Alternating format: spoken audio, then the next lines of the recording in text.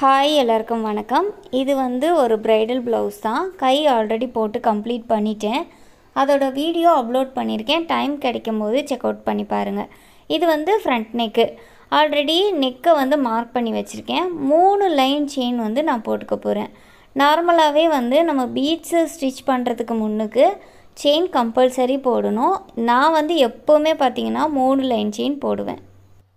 3 line chain போட்ட பிறகு sugar beads stitch பண்ணுறேன். நார்மலாக நம்ம தையல் மிஷினுக்கு யூஸ் பண்ணுவோம் இல்லையா நூல், அதே நூல் ரெட் கலர் நூல் யூஸ் பண்ணி நான் ஸ்டிச் பண்ணுறேன்.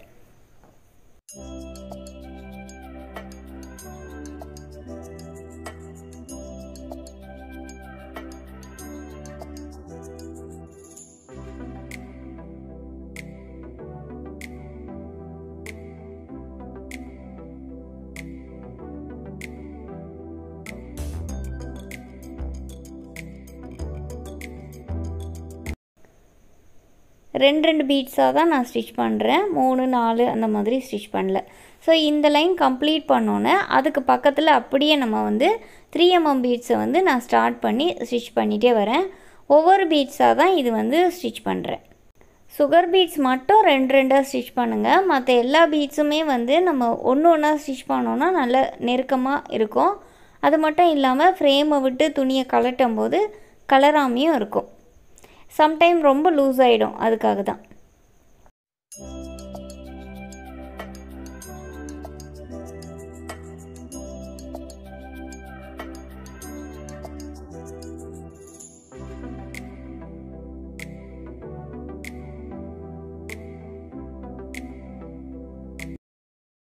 த்ரீ mm பீட்ஸ் போட்டு கம்ப்ளீட் பண்ணிவிட்டு அதுக்கு பக்கத்தில் ஒரு லைன் சுகர் பீட்ஸும் போட்டு கம்ப்ளீட் பண்ணியிருக்கேன்.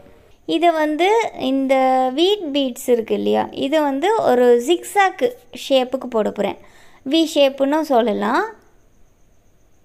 ஒவ்வொரு பீட்ஸாக நான் எடுத்து தான் போடுறேன். இது 2 3லாம் போட முடியாது. ஆனால் ஒரு பீட்ஸ் போட்டோன்னே செயின் போட்டு ஒரு கிரிப் செயின் போடணும். கிரிப் செயின்னா என்னன்னு பார்த்தீங்கன்னா, நம்ம ஒரு சின்னதாக ஒரு லொக் செயின் மாதிரி போடுறது. ஆரி நாட் கிடையாது, சின்ன செயின். அப்படியே ஆப்போசிட்டில் இன்னொரு பீட்ஸ் போட்டுக்கிறேன். ஸோ இதை நீங்கள் ஜிக்ஸாக் மாடல்னு சொல்லலாம், வி ஷேப்னு சொல்லலாம். ஸோ இது ஃபுல்லாகவே நான் இதே ஷேப்புக்கு பீட்ஸை போட போகிறேன். கண்டிப்பாக நம்ம குட்டி செயின் போடணும். அதாவது ஒரு பீட்ஸை போட்டு நம்ம ஒரு செயின் போடுறோம் இல்லையா, அதுக்கப்புறம் ஒரு கிரிப் செயின் கம்பல்சரி போடணும். அதை நீங்கள் போடலைன்னா கண்டிப்பாக இந்த வி ஷேப் டைட்டாக நிற்கவே நிற்காது, லூஸாக வந்துக்கிட்டே இருக்கும். அதனால தான்.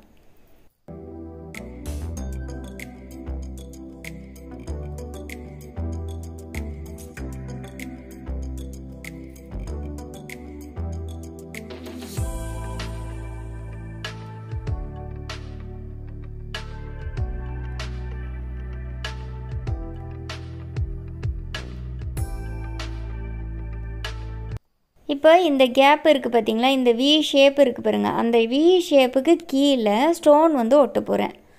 நான் ஸ்கொயர் ஸ்டோன் தான் யூஸ் பண்ணுறேன். நீங்கள் ரவுண்டு எது வேணாலும் யூஸ் பண்ணலாம், உங்கள் விருப்பம்தான். கைக்கு என்ன டிசைன் போட்டிருக்கணும் அதே தான் இந்த நெக்குக்கும் போடுறேன். கொஞ்சம் அதிகமாக போடாமல் ஓரளவுக்கு டிசைன் நான் போடுறேன். கைக்கு ஹேங்கிங்லாம் வச்சுருந்தோம் இல்லையா, இப்போ நெக்குக்கு அதெல்லாம் வராது, அவ்வளோதான். ஏன் பாதி நெக்குக்கு பீட்ஸை போட்டுட்டு ஸ்டோன் ஓட்டுறேன்னா, பேலன்ஸ் போடும்போது இந்த ஸ்டோன் காஞ்சிடும். அப்போ நான் பீட்ஸ் போடுறதுக்கு எனக்கு ஈஸியாக இருக்கும், அதனால தான். ஸோ இது ஃபுல்லாகவே கம்ப்ளீட் பண்ணிட்டேன் பாருங்கள். இந்த ஒவ்வொரு வி ஷேப்புக்கும் நடுவில் ஒரு 3 mm பீட்ஸ் ஸ்டிச் பண்ணிக்கிறேன். ஆனால் ஒவ்வொரு டைமும் நம்ம ஆரி நாட் போட தேவையில்லை. ஒரு 3 mm போட்டுட்டு அப்படியே கண்டினியூவாக செயின் போடலாம். அடுத்ததாக இந்த ஸ்டோனுக்கு கீழே ஒரு லைன் சுகர் பீட்ஸ் போட்டுக்கிறேன். இந்த ஸ்டோன் வரைக்கும் தான் போடுறேன், அப்படியே கண்டினியூ பண்ணாமல் ஒவ்வொரு ஸ்டோன் வரைக்குமே நான் போடுறேன். போட்டுட்டு அது ஃபினிஷ் ஆகும்போது ஆரி நாட் போட்டு தான் அடுத்த ஸ்டோனுக்கு ஸ்டார்ட் பண்ணுறேன். இந்த சுகர் பீட்ஸுக்கு அடுத்தது நான் 2 mmல ஒயிட் பேர்ல் போட்டுக்கிறேன். இது போட்டு ஃபினிஷ் பண்ணியிருக்கேன் இல்லையா. இப்போ என்ன செய்ய போகிறேன்னா, இந்த ஒவ்வொரு வளைவுக்கும் இடையில ஒரு ரவுண்டு ஸ்டோன் ஒட்ட போகிறேன்.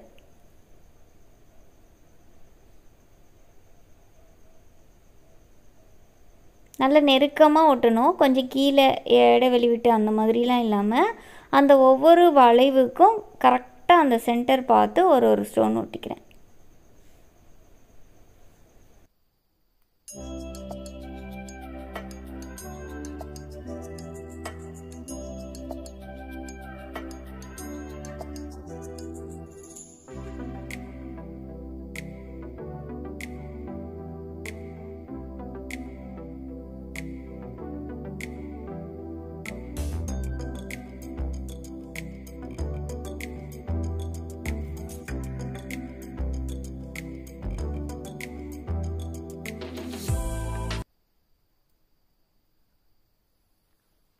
அடுத்ததாக அந்த ஒயிட் கலர் ஸ்டோன் ஒட்டியிருக்கேன் பாருங்கள், அதுக்கு கீழே ஒரு லீஃப் ஷேப்புக்கு நான் வந்து ஐ ஷேப்பு ஸ்டோனு வந்து கோல்டு கலர் யூஸ் பண்ணி ஒட்டுறேன்.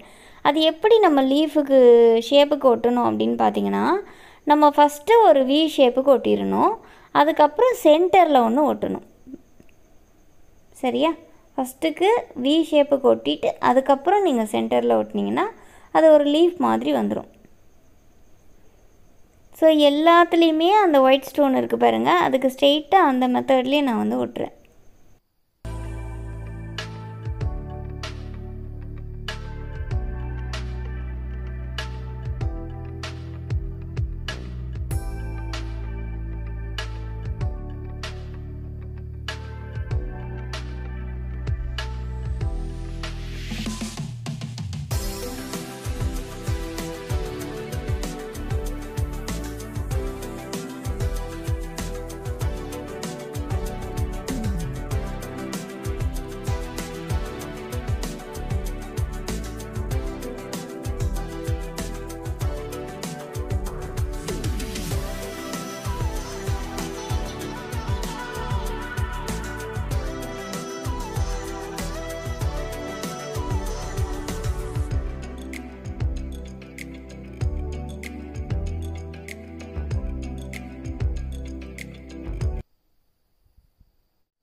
இது ஃபுல்லாகவே ஸ்டோன் ஒட்டி கம்ப்ளீட் பண்ணியிருக்கேன். ஸோ இப்போ பார்க்கும்போதே உங்களுக்கு அது எப்படி இருக்குன்றது புரியும்.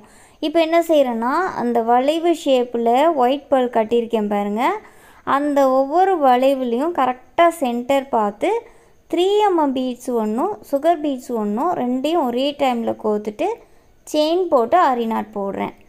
ஸோ அதுக்கு நேராக ஸ்ட்ரெயிட்டில் கொஞ்சம் கீழே இறக்கியும் அதே மாதிரி ஒரு 3mm பீட்ஸு ஒரு சுகர் பீட்ஸு ரெண்டையும் ஒரே டைமில் கோத்து செயின் போட்டு ஆரி நாட் போடுறேன். நடுவில் வந்து ஒரு சின்ன கேப் விட்டு விட்டு செய்கிறேன்.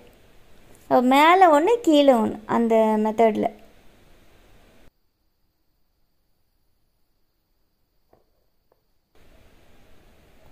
உங்களுக்கு பார்க்கும்போது புரியும். மேலே ஒரு செட் பீட்ஸும் கீழே ஒரு செட் பீட்ஸும் போடுறேன். நடுவில் கொஞ்சம் கேப் இருக்குது. ஒரு 3mm பீட்ஸு ஒரு சுகர் பீட்ஸு ரெண்டும் ஒரே டைமில் கோத்துட்டு செயின் போட்டு ஆரி நாட் போடணும்.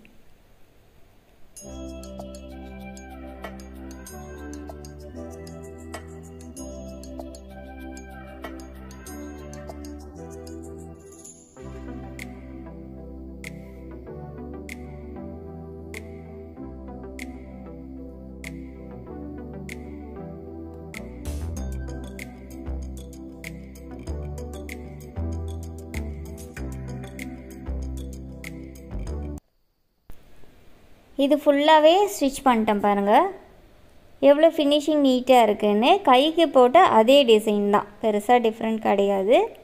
நல்லா க்ளோஸ்அப்லேயும் காட்டுறேன், அப்போ தான் உங்களுக்கு புரியும். இந்த மாதிரி டிசைனை வந்து நீங்களும் ட்ரை பண்ணி பாருங்கள். இந்த வீடியோ உங்களுக்கு பிடிச்சிருந்தா யூஸ்ஃபுல்லாக இருந்தால் லைக் பண்ணி ஷேர் பண்ணுங்கள். தேங்க்யூ ஃபார் வாட்சிங். பை.